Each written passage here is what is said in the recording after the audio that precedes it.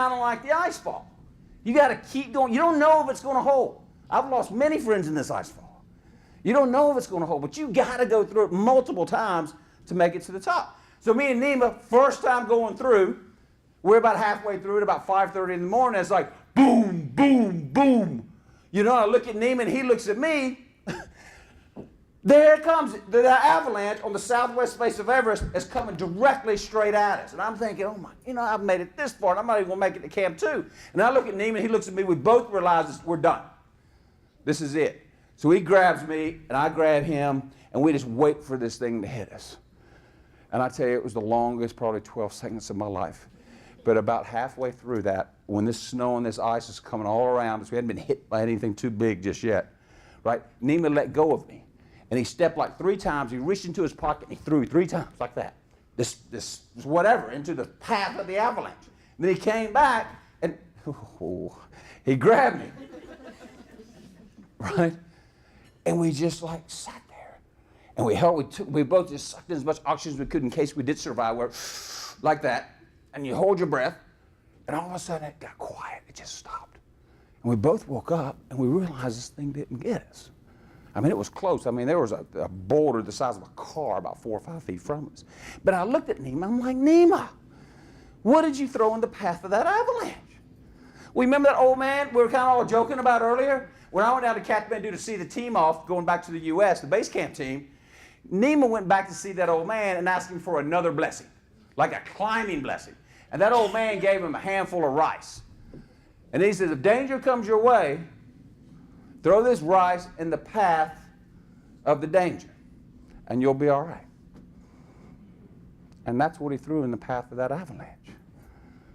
And I can see in some people's eyes out there, I'm not in the rice selling business, so you don't need to ask me later, right?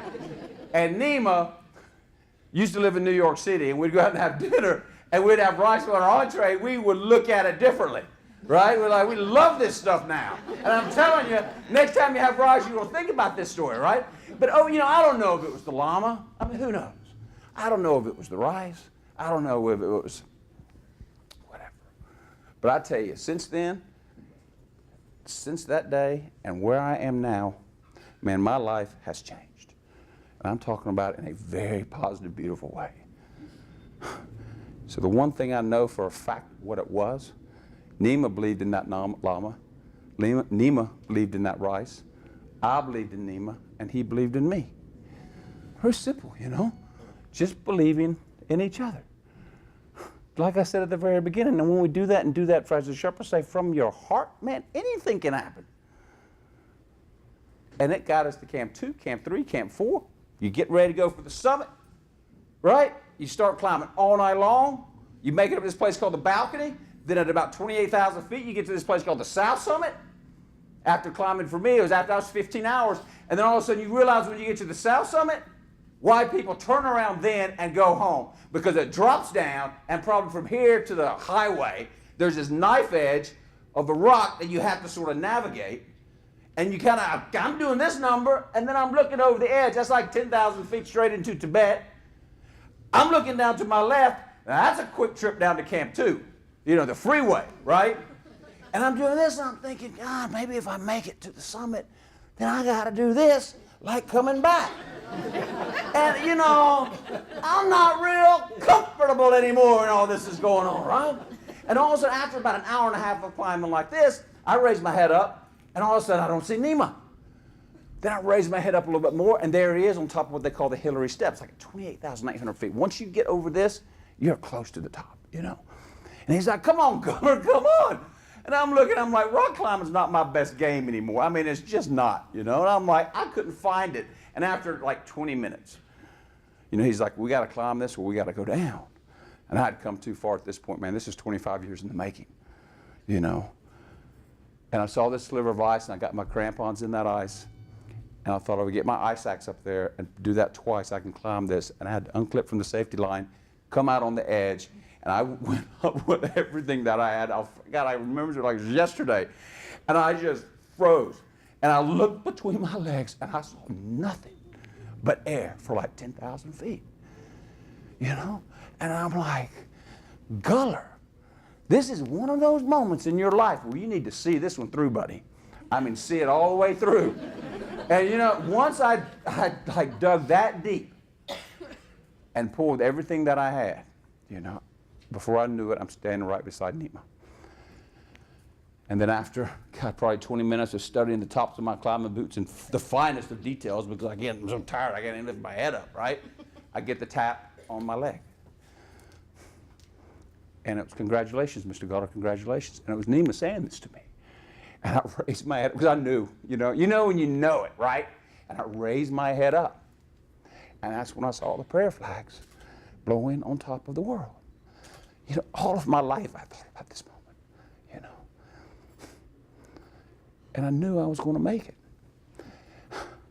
And if you're wondering, well, that's great, Gary, but what do you do when you get there, right? You know, I'm there with 4 of my closest Sherpa friends.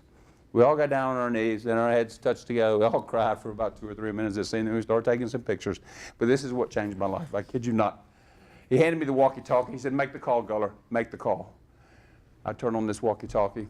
Summit team, the base camp, we're standing on top of the world. We're standing on top of the world. But it's what I heard on the other end of the walkie-talkie. It wasn't just my base camp celebrating. You remember the Colombians, the Mexicans, the Canadians, the Japanese, the Pakistan, right? They had been following the last, I don't know, 2 or 3 hours of my ascent. And I could hear them from the top of the world celebrating through the walkie-talkies. And then I got to where they understood what this expedition was about. That when we truly believe in each other and in the context of do the right thing, our younger folks, and create opportunity, then everybody's world is better. Everybody's. And on that note, I'm just going to finish up here with a very, very short video. It's about 1.5 minutes long. And I'm just going to just leave it be at that. I'm going to be around for a bit after I've got some of the official summit posters. I'll sign for anybody. You know, I appreciate the students around to let them go first, right? But from my heart, let me finish up. Let me just finish up with this video first, just to remind us that when we do believe in each other, amazing things can happen.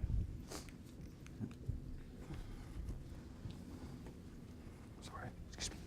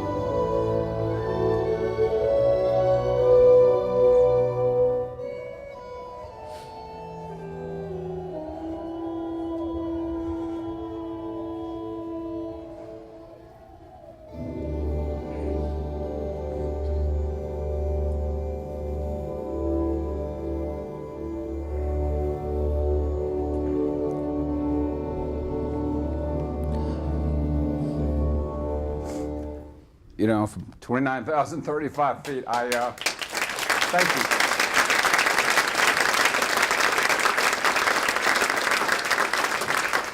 And please, you know, thank you. God bless you. God bless Texas and everything that you've done and continue to do. Please come and shake my hand and get a poster later. I'm around and would love to meet, you know, as many of you folks as I can. It's a blessing always, as I said at the very beginning, when I get to come back to Texas. So thank you so much. Thank you.